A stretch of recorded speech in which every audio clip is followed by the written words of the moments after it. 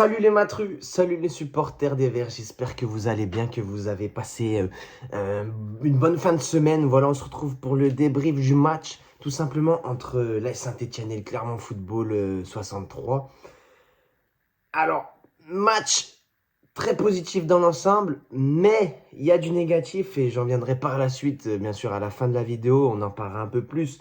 Là, je vais vous faire un peu un résumé à chaud du match et vraiment, c'est ce que je pense. Et voilà, attention, il y aura un peu un moment, un petit coup de gueule, on verra plus tard dans la vidéo. Donc d'abord, on va commencer par la composition d'équipe. On commence avec Gauthier Larsonneur. On repart encore une fois sur un peu le même schéma tactique que contre Sochaux, donc un 4-4-2.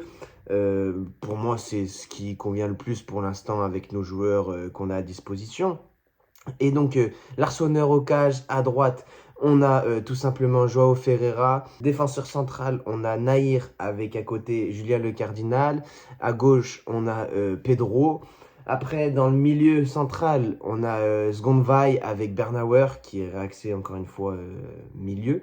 À droite, Boakier. Et à gauche, Breum. Enfin voilà, la prononciation encore une fois, faut le temps que ça vienne.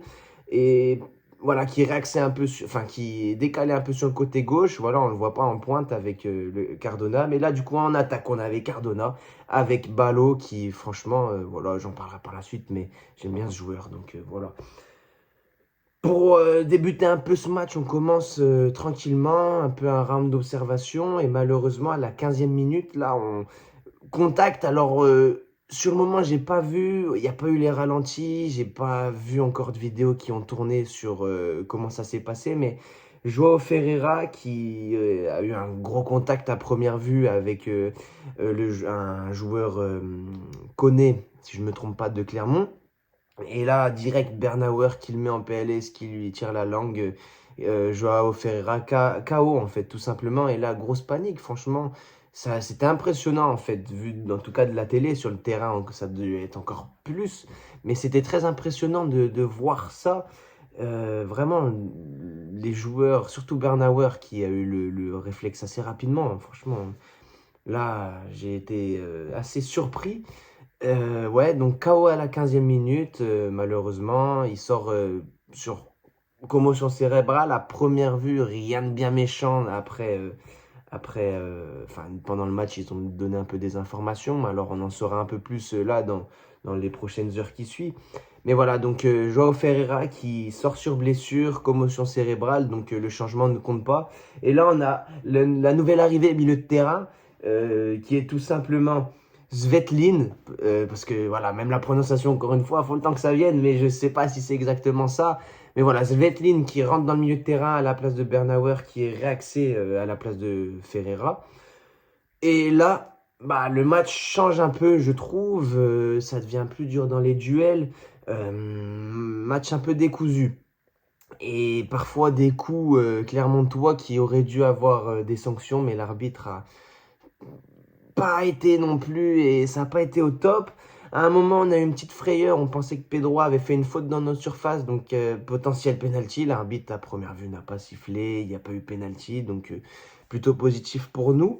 Et soulagement, à la 41e minute, on a Cardona sur une passe de Ballot, un peu cafouillage dans les pieds de Ballot, mais Cardona en une touche en dehors de la surface de réparation du pied gauche qui vient mettre dans le petit filet gauche voilà, du gardien clermontois, but.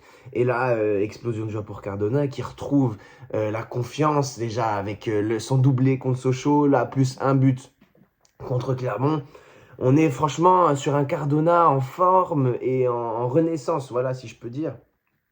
Il revit, en fait. On retrouve le Cardona d'il y a 2 3 ans. Franchement, ça fait tellement plaisir de voir le joueur en fait, être heureux et qu'il a confiance, en fait, ça se voit. Parce que sincèrement, je ne sais pas si le Cardona de l'année dernière aurait tenté la frappe d'aussi loin. Donc voilà, je trouve ça assez positif et encourageant pour la suite. Après, donc, mi-temps, on a eu 7 minutes de temps additionnel, assez compliqué. Voilà, c'était un peu décousu. On fait une mauvaise fin de première période. On se relâche un peu. Et on repart sur la deuxième, tout simplement. Alors, je me mets un peu le résumé du match parce que faut que ça revienne un peu dans l'ordre. Et donc là, malheureusement, Jacob Brüm, qui à la 54e, à la 49e, pardon, prend un jaune. Et c'est là où l'arbitre, un peu, je suis déçu parce que il y a plein d'actions comme ça où, bon, Jacob Brüm prend le carton jaune, en soi, il y a faute, c'est normal, mais c'est pas dans l'intention de vouloir faire faute. Il essaye de passer le joueur, malheureusement, il lui fait un petit peu une petite balayette, mais c'est pas voulu, malheureusement, et ça fait jaune. Et quelques minutes plus tard, on a à peu près une faute similaire, voire même un peu pire quand même, et l'arbitre là ne fait rien. Je trouve ça un peu. L'arbitre n'était pas dans son match, j'ai trouvé. Ça a un peu gâché le jeu parfois et surtout frustré. Et ce qui fait que bah, après, ça devient un peu plus dangereux parce que les coups sont plus durs et il y a un peu un esprit de vengeance qui arrive.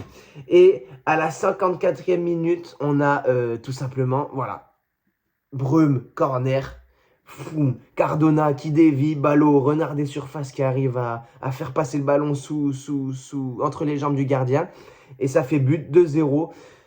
Content parce que Ballot, mine de rien, bon, il a un peu des difficultés techniquement, on a vu, c'était un peu compliqué. Mais franchement, c'est un bon joueur. Voilà, c'est un bon joueur. Faut attendre un peu la confiance. Faut vraiment attendre que ça arrive. Ça va venir. Il est bon, il est bon. Il faut attendre que ça vienne. Moi, j'ai confiance. Et franchement, là, ça se voit qu'on travaille les coups de pied arrêtés parce que on a vu plusieurs fois pendant le match que c'était travaillé sur différents coups francs, différents corners. Et là, on a vu et ça s'est concrétisé par un but sur ce corner de Brüm et bien frappé, premier poteau. Là, c'est travaillé à l'entraînement parce que ça, tu peux pas le sortir en plein match comme ça. Et super déviation de Cardona. Alors, ça me fait un peu penser à l'époque, un peu Cardona, Stassin, Tardieu qui faisait le coup franc, Cardona qui déviait et but de Stassin. Ça me faisait un peu à penser à ça. Et franchement, voilà, c'est travailler à l'entraînement. C'est tout ce que je peux dire, c'est travailler à l'entraînement. Après, qu'est-ce qui se passe? Du coup, on a l'entrée de Zurico Davitashvili à la 59e. Et je sais pas, il y a un petit coup de mou qui s'installe au fur et à mesure des minutes qui passent. On n'est pas sur une seconde mi-temps exceptionnelle, un peu de doute parfois, mais on ne s'en sort pas trop mal. À un moment, Pedro qui fait une retournée, ça passe pas si loin. D'un côté, il y a les Clermontois qui, par je sais pas quel miracle, à gauche, ça, il frappe, magnifique frappe du Clermontois, et ça passe vraiment à ras du poteau, et on s'en sort pas trop mal parce que de 1, c'est pas le même match.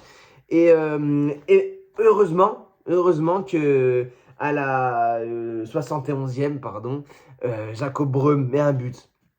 Alors, si je me trompe pas, parce que, attention, il y a tout un scénario. Ça va sur l'aile gauche stéphanoise, ça revient sur Svetlin, et si je me trompe pas, il frappe, et Cardona arrive à laisser passer, et Jacob Brüm, pareil, renard des surfaces sur la droite de la cage, en fait, arrive à reprendre le ballon et à la mettre au fond des filets. 3-0, c'est plus le même match, on a plus de confiance parce qu'on sait que s'il y a un 3-1, c'est moins grave qu'un 2-1, ça fait pas le même match. Donc, on sécurise et Brüm, encore une fois, qui est présent et qui fait franchement un sacré match. Là, lui, je sais pas si on va bien le garder longtemps, celui-là, mais si on arrive, là, je suis refait, en fait. Quel joueur, Jacob Brüm et Irvine Cardona, ils font la fourchette. Et encore une fois, on voit que Irvine Cardona, la saison dernière, certes, je pense qu'il manquait un peu de confiance, mais quand tu le mets à son poste, je trouve buteur, il est meilleur. Et surtout qu'en plus, on a un passeur exceptionnel. Mais franchement, que tu le remets, regardez, il met des buts. Il met des buts. Et qu'est-ce que je peux dire d'autre? Franchement, Cardona, ouais, la renaissance, c'est tout ce que je peux dire. On retrouve le Cardona d'il y a 2 3 ans, ou je dirais un peu le Cardona de Bordeaux, vous voyez, ou pas, où il revient au score avec un carton rouge, tout ça. C'était magnifique ce match, mais ça me fait penser un peu à ça. Cardona en pleine forme. Pourvu que ça dure, pourvu que ça continue, on espère. Et malheureusement, après ce troisième but, on se relâche. Donc là, on a les nouveaux rentrants. On a Casia, on a Maxime Benauer qui sort. Et c'est là où il y a un changement.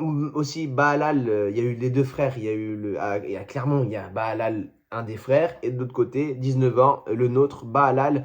Et donc, il a pu jouer son premier match en Ligue 2 contre son frère. C'est assez marrant quand même comme anecdote pour eux. Ils devaient être contents. Donc voilà, on a centré des deux joueurs et on se relâche. On se relâche et c'est là où je trouve ça dommage parce que Malgré le fait qu'on s'en sort bien techniquement, parce que on a eu des passes, et c'est la première fois depuis très longtemps que j'ai entendu une hola à chaque fois qu'on faisait une passe. Franchement, ça à retenir quand même, parce que c'est assez exceptionnel. Ça fait très longtemps que j'ai pas entendu ça à Geoffroy Guichard. Mais malheureusement, oui, on s'est relâché, et ça nous a coûté un but. À la 89e, si je me trompe pas, voilà, c'est ça, à la 82e, Diop, passe en profondeur, magnifique du milieu clermontois, qui trouve dans le dos personne sur lui, en fait, Diop, du coup, qui part tout seul au but. Alors, je pense qu'il y a eu une petite erreur il y a une incompréhension entre Casia, tout simplement, qui pensait, je pense, que Diop était hors jeu, malheureusement, il n'était pas. C'est encore une fois une faute un peu. Là, c'est sa jeunesse qui fait que je pense il s'attendait pas à voir ça. Je pense un peu plus de bouteilles et il n'y aurait pas eu cette erreur-là. Malheureusement, ça fait 3-1 et ça change un peu le match parce que direct après, on a échappé encore une fois à un 3-2. L'Arseneur qui lâche un arrêt. Encore une fois, une frappe magnifique d'un Clermontois qui, l'Arseneur arrive à la dévier, ça tape le poteau, ça sort, on se le prend pas. Mais parce que si on se le prend, là, ça change tout parce qu'il reste 4 minutes de temps additionnel. Et attention, parce que je pense qu'on se prend le 3-2, ça peut être match nul et là, ça peut vraiment faire chier. On a vu aussi le coach qui, bah, franchement, était pas content, soit j'ai trouvé. Alors après, j'ai regardé un peu les interviews à la fin de match. Il disait que il n'était pas si mécontent que ça, et que l'équipe apprend. Il disait que ça faisait que 45 jours qu'ils étaient ensemble, qu'il y a encore plein de choses à améliorer. Donc voilà, mais je m'attendais à qu'il incendie un peu plus l'équipe, parce que franchement, on joue un Clermont assez faible. Alors, certes, on est au-dessus techniquement, certes, on a des joueurs de qualité, mais voilà, c'est un Clermont faible. C'est un Clermont faible. Je suis curieux de voir contre une bonne équipe de Ligue 2, un prétendant à la montée.